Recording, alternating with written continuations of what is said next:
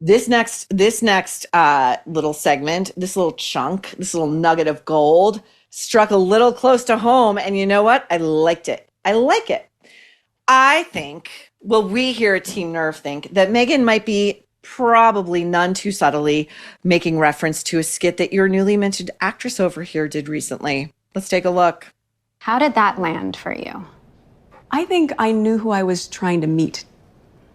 And so if you know your audience, you know your demographic, well, they love the show. And my partners love the show, and that's why we have a season 2 and why we have more fun coming. Heartbeat. So I think oftentimes the negative voices, are they saying the negative things and then secretly going home and making single skillet spaghetti? Possibly. And that's all right. They're trying to pay their bills, and that's for them to sort out if they're comfortable doing it at someone else's detriment. Detriment? Dare I say that the piece to which I believe Meghan is referring is part of a performance that I did with one Megyn Kelly, your friend and mine, in a spoof called With Love Meghan with a Y. And you can tell that really, really bothered Meghan, that like Meghan Markle, like she can't take a joke, like you can tell, because she has to say that like we're doing it to pay our bills. Excuse me, Megyn Kelly does not need to pay her bills on your back, sister. Get real. And if Meghan had any guts, she'd want to join in the fun. She'd be like, you guys should do a part 2 and let me come on, but she has no sense of humor. None.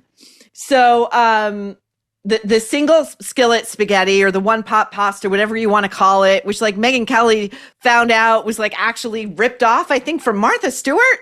Like, again, there's no originality here, whatever. Anyway, we dressed up in like what one would dress up in when one cooks pasta, and made it in a kitchen. We won't say where, just like Meghan's always in a kitchen in someone else's, farmhouse, whatever. But take a look at this. Take a look at what we cooked up. I'm not reading. I have this in the head. You don't need to see that. Labels aren't important to me, Maureen. The one pan, that's important. 12-ounce cherry or grape tomatoes. Normally we'd get these from my garden, but it's not the season for tomatoes. You're gonna put that in the pan. You're just gonna lay that flat in the pan. It looks like little green pearls. Green pearls. Green pearls. Green pearls, girls. Green pearls, girls. Oh! I mean, that was fun.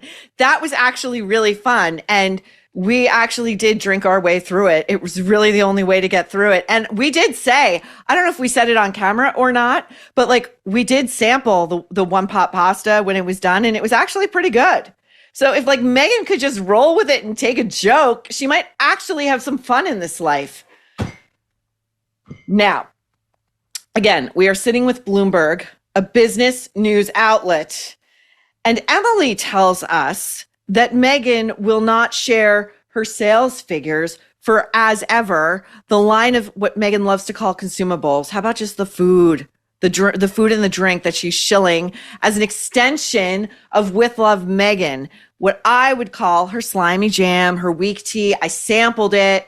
I sampled the overpriced, tasteless flour sprinkles. So Emily, if we're doing this as a business endeavor, we're doing it business journalism, and we're interviewing an entrepreneur about her new business, and she won't share her metrics and her sales figures. What are we doing here? You know what we're doing here? We're going to let Meghan tell us what a blazing success she is without any proof whatsoever.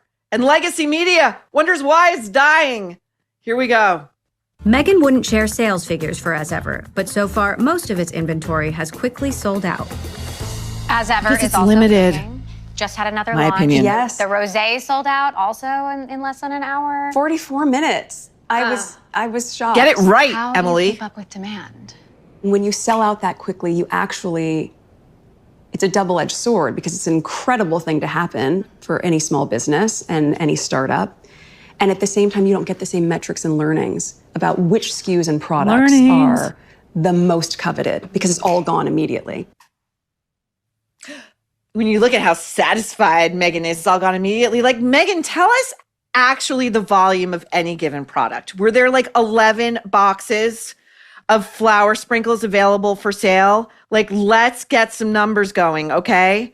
But we have to live in our fantasy world, just my opinion, that we're just such a blazing success. I'm a blazing success, but I won't tell you how many pieces of whatever piece of garbage I'm slinging out here sold. Listen, if someone says to me, "Hey, Maureen, you're a best-selling author. How many copies of like American Predator have you sold?" I could tell you. How many copies of Ask Not have you? I could tell you. I could break it down by hardcover, by audiobook, by Kindle. We get those figures. It's how. Okay. I'm centering myself. Now, Emily, she's tried to work her way up, from the softballs to like the real deal questions to a point. Emily presses Meghan very gently on why she chose to just have this deal through Netflix rather than raising investment money on her own and thus potentially having even more control over her business. Why not raise money on your own, where you might have more control, you might have more financial upside? That had been my plan. And I thought that it would be great just to build out my own team and really do it purely on my terms. Stalling. But then I also would say Netflix made a really Rubbing compelling the nose sell. lie. We began our relationship with Netflix 5 years ago, purely as a production company with Archwell Productions. And we've managed to have some wonderful shows and docuseries that we're really proud of. And then with the evolution of our partnership now is them doubling down in their support of As Ever. Just days after this interview, Netflix announced that following its initial 5-year, $100 million deal with Harry and Meghan, they've signed a reportedly far less lucrative first-look deal, similar to the Obamas. Her ever-present critics seem to view this as yet another setback. It is a setback. Her ever-present critics. Emily, just be as impartial as you can try to pretend to be. Meghan does not want to be your next best friend, okay? It's not happening. And, on the heels of Meghan saying that's why Netflix doubled down with As Ever and with Love Meghan, then come immediately the headlines, Netflix has taken a huge step back. They don't want this anymore. You want to know how we know this? We can ask Netflix. We can specifically go to Netflix's chief content officer, Bella Bajaria, whose statement after Netflix announced it was striking a mere first look deal with Meghan and Harry, not another expansion of this reported $100 million deal. Our opinion and the market's reaction, lackluster productions. I quote from Bella, "The response to their work speaks for itself." That is savage. That is brutal. Usually in Hollywood, they'll try to dress stuff up more because you never know. Your enemy today might be your best friend tomorrow. You might want to be back in business. That is as close to an FU that you will hear in Hollywood. Netflix hates them. Trust me. They are done with them. If they can get a divorce special, if they can get a juicy Diana doc, that's one thing. This Christmas special Meghan allegedly has going on over at Netflix, it's camp. Okay, it's going to be camp. My opinion, Netflix hates them. Okay, now we go out. We go outside the parameters of, Meghan's mansion. And she's asked if Emily says, "Meghan, can you go out for a drink in your town?" Which is, filled with really wealthy, famous people who, excuse me, are not going to blink twice at these two. Okay. They're not. And Meghan she's like, "Well, yeah, you hick. Of course we go out a lot. We go out all the time." And that she doesn't need to try to be incognito. And then she contradicts herself immediately, on brand as usual. If you had total anonymity for a month, what would you do? I would go grocery shopping every day. Oh my God. So Meghan can go out on the town to the bookstore and the food truck and get her fancy latte and her smash burger and trail around with a camera crew, right? Because we want our privacy, but we're rolling around Montecito with a camera crew and a journalist, and we're doing, Emily's doing costume changes over here, okay? And but Meghan can't go grocery shopping. Okay. Now Emily tries to level herself up by name dropping, and this is never a good idea. And again, she tries, and she is not subtle. She is not artful about it, to get Meghan to make some sort of political statement here. I was talking with Melinda French Gates about how we're living in such a charged time right now, and sometimes it feels like no one is speaking up, and that, you know, people aren't using their voices because it's scary to speak up. And she said, I don't think the voices are gone. They're just quietly strategizing. The quiet part of the song is still part of the song.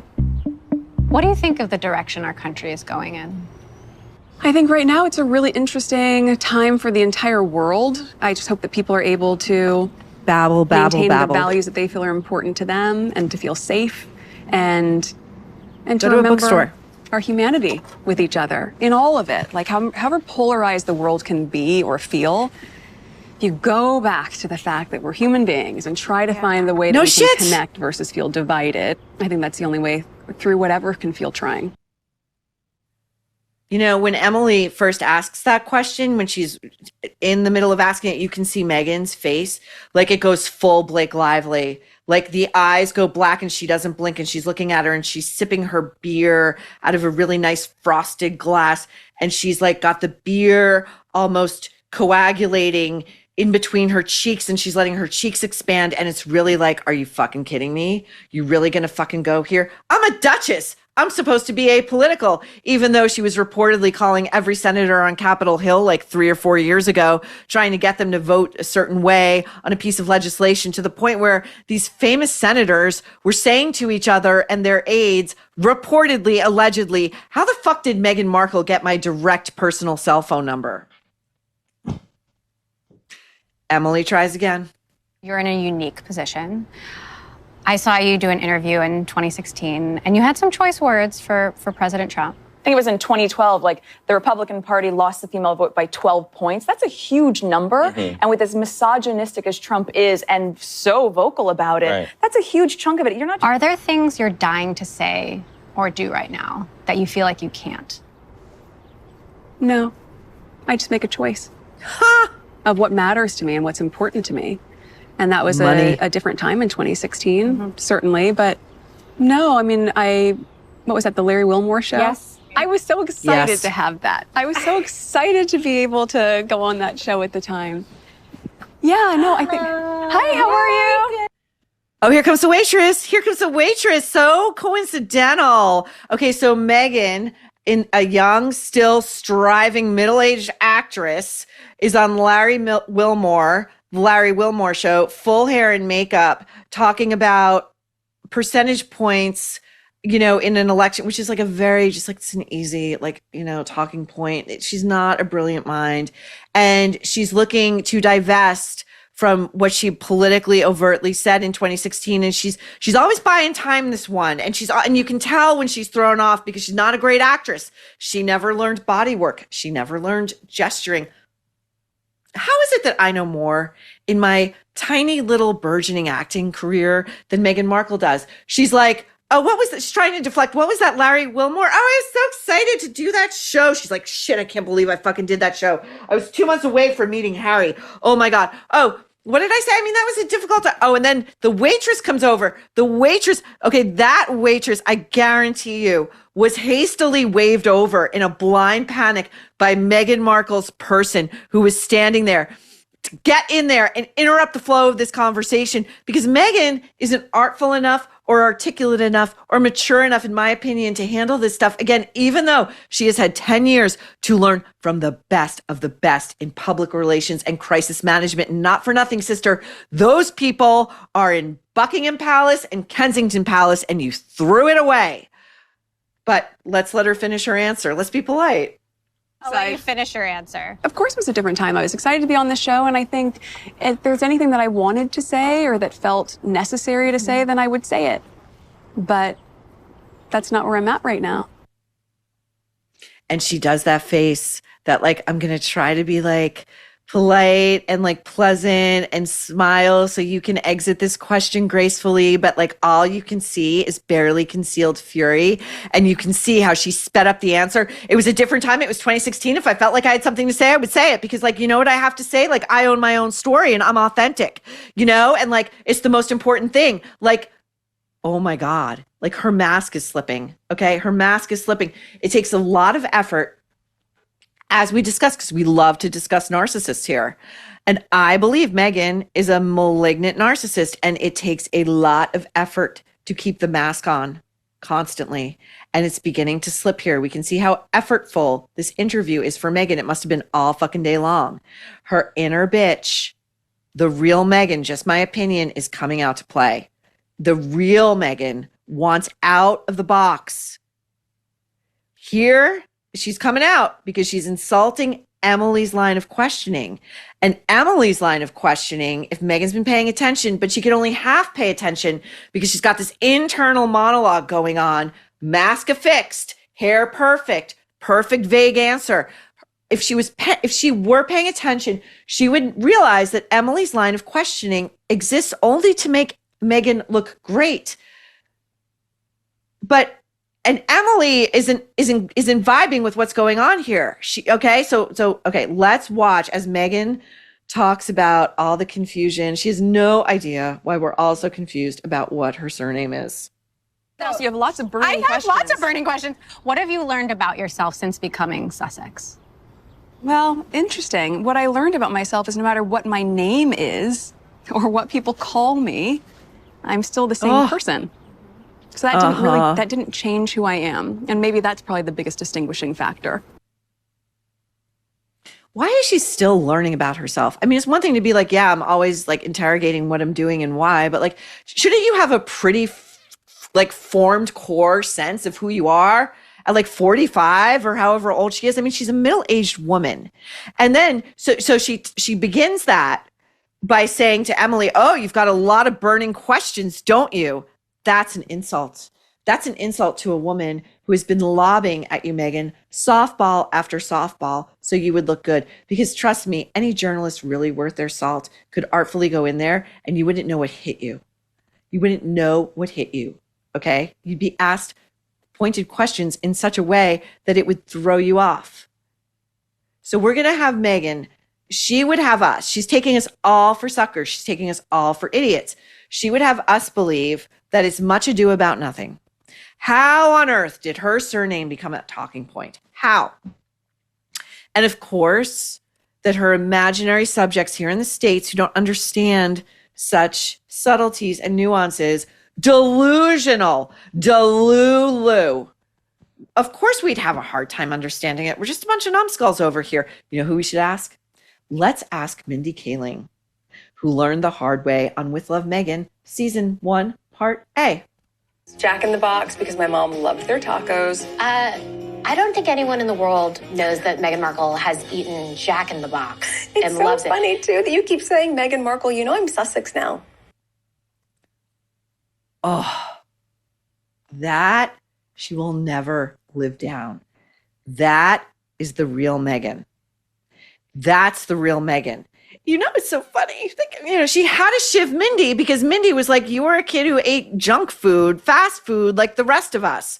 And nobody knew that about you. And Meghan, she's mortified. She's like, it's so funny. It's so funny you say that. I'm Sussex. Like, she can't help herself. She has zero sense of humor. I've said it before. I can't say it enough. She has zero sense of humor, and beware someone who can't laugh at themselves. That's a dangerous person. Okay. What we just saw in that exchange with Mindy Kaling, and one of the few times I feel sorry for Mindy Kaling, that's the real Meghan. That's the Meghan whose mother was mysteriously not in her life for quite some time as a child, allegedly, reportedly. That part of Meghan's childhood is a mystery still. I believe the source of the narcissistic wound, whose father, in my opinion, attempted to make up for that maternal absence by giving Meghan everything she wanted. A child who clearly, I believe, was not the brightest, was not the most creative, was not the most talented, was not the kindest, did not have any real distinguishing factor, but created this monster. whose vaulting ambitions finally got her the fame and the fortune she craved so deeply because she thought that would fill the black hole within. But there is no filling that black hole within because, as I suspect she knows, as I suspect, just my opinion, there is no there there. There is no there there. And because there is no core person there and no core self-confidence there, this is someone who is always on the defense, who is always looking out for slings and arrows and slights, and who is always going to strike first where there is no need to strike. And she creates a feedback loop among the rest of us who have to suffer through this utter disdain and despair, this most insufferable, inhospitable creature on the world stage. We got to suffer through this shit because Bloomberg decides that this is something worth putting up for likes and clicks. And it wasn't, you guys, by the way. You know, last week, it was up for like 24, 36, 48 hours. It only had like 53K views. It was a lot. It doesn't make you guys look good to play this game. Okay, so stop. Just stop. Now, this brings us to one of Emily's last questions, which I promise. I mean, I think I prosecuted a pretty good case here. You know, I love to play criminal prosecutor, and I think crimes are being committed against the culture. So, but I believe this final it's either second to last or last, but it's going to prove my point. Okay, here we go. If you could choose one thing for people to know the truth about you, what would that one thing be? No one's ever. Oh my God, have we not asked this a million times?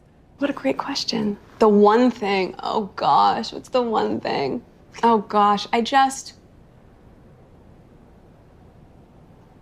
Oh my God. She's closing her eyes. I think when I sit with it for a Stammering, second here, I just looking want for people to time, know that stalling. I'm a real person. Yeah, we know And I that. think You're a a lot of biological that human gets alive on lost planet in Earth at what this can be given super time. dehumanizing when you look at the clickbait culture and how much is written about Oh, someone. you mean all the shit you created? Your own shitstorm, My sister? friends have to read those things. Like I have They're real adults. best friends, the same ones since I was 17. Let's see them. I'm a real mom. I have to go We and get it. I choose to go and do school pickup and drop off, but I do that under a You have that landscape luxury. that is created that forgets that I'm a real person. And how would you want someone to treat a real person in your life that you cared about or loved or respected? And so there's something about that, I think, that often gets lost. And even It's though earlier you can compartmentalize, I say that's a caricature. Yes, but my kids will see those magazines and we all know moms gossip. And so I have to make a choice. The other to moms hate move her. through the world as myself in spite of all the noise that's created. But maybe there would be less noise if people remembered that I'm a real person. You're a real person. Yeah. I can say I'm Thanks, here, Emily, and I for can- ratifying Pinch that. me, I'm real. She's real. She's a real Fucking person. lapdog. Now, first of all, the noise that's created has been created by one Meghan Markle. The most dangerous place on planet Earth these days is between Meghan Markle and a television camera. Secondly, I hate people who hide behind their kids. My kids have to read that. You know what? Stop giving fucking interviews. Problem solved. She also let slip that the other mothers hate her. Oh, you know, other mothers gossip. They gossip. I'm sure Meghan has done nothing to endear herself at the local PTA. Now, here's what Meghan really missed. Emily had teed up a question. If there's one thing you would want people to know about you, one real thing, what would it be? That's where you go. Or the question about, is there a tension? You know, is there a difference between you as a royal? But she should have said, I gave that up. You know, this is an honorific. We don't even use it here. We're in the States. We're raising our children as Americans. She's teeing up. Give us something that makes you relatable. You know, and that's something where you look for something self-deprecating to say. That's where Meghan should have said, you know what? People might not guess this, but like, I love to watch Real Housewives. That's my guilty pleasure. Or you know what my favorite thing to read is, like, to settle in with, is like a good copy of Us Weekly. You know, I do that. Like I do that when I go get my nails done, but she doesn't go get her nails done because she's got someone coming up, you know. Or you know what really sucked? Oprah dropping me. I can't get her on the phone anymore. I wonder how, like anything, but Meghan has to sit there and really think hard and then close her eyes and squeeze and try to manifest something. It's just, okay. Anyway, if Meghan had anything real about her, to share, trust me, we would have seen it long ago. So this whole thing has been a nice try, but we're not taking the blame for Meghan Markle's failures or her inability to come off as authentic, because as stated, the only thing authentic about Meghan Markle is her inauthenticity. She's tripping me up on my pronunciation. Today's show is brought to you by Oxford Natural, home of the all-natural Optimum Day and Optimum Night supplements. If you're trying to lose weight after having a baby, or you're prepping for your wedding, or you're just ready to feel like yourself again, look to Oxford Natural. Thousands of men and women across the USA and the United Kingdom are already doing it. Optimum Day powers you with steady energy, it crushes cravings, and it keeps your metabolism firing all day long. Optimum Night helps you relax, sleep deeply, recover, and keep burning fat while you rest. English soccer legend Michael Owen lost 40 pounds. Robbie, the face of fan network AFTV, dropped over 100 pounds and has worked for plenty of others too. So now it's your turn. Scan the QR code or click the link and grab 70% off your first order with code NERVE. No gimmicks, no needles, just results. Oxford Natural. Let's get to work.